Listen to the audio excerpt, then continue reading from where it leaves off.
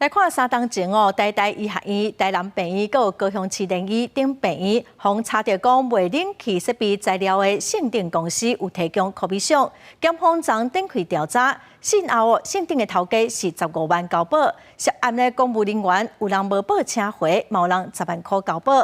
台南病院嘛发声明表示讲，这个涉案的技术员伫2天前已经离职了。以15万交保，透早行出地检署，还阁不时回头看。伊是升鼎科技圣诞的负责人，伊去包公立病院的标案，即马标出采购的弊端。检方日发动搜查，为基站到主管，甲几个人带转去约谈。这个穿外套的查甫人做伊伫行，伊是升鼎科技姓杨的财务长，先后以15万交保。约谈的名单还阁包括姓柯的前员工、姓肖的协理等等4个人。以4万至12万交保。点入去升鼎的官方网站，因专门做空调过滤网的研发。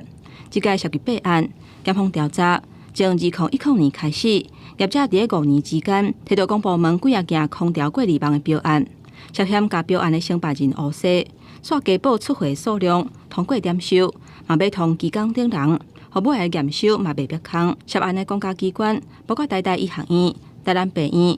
高雄市联合病院、甲国美馆，涉案的公务人员2个人无报请回，1个人10万交保。根据医院回报，这位好像110年就离职了啦。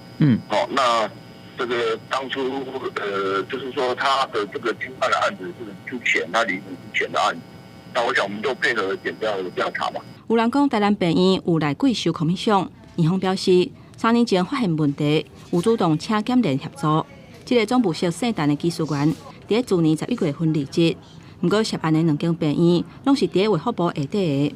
面对采购标出弊案，医学会表示会加强检视甲注意。因为这个是小额采购哈，那所以我们现在小额采购，现在就是说，每一件的小额采购，我们要请院方这边都要来做一个做比对哈，那就是会定期抽样。医学会建议成立杂学小组，每一年去病院清查细条的采购。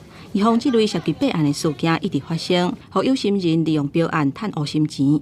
记者综合报道。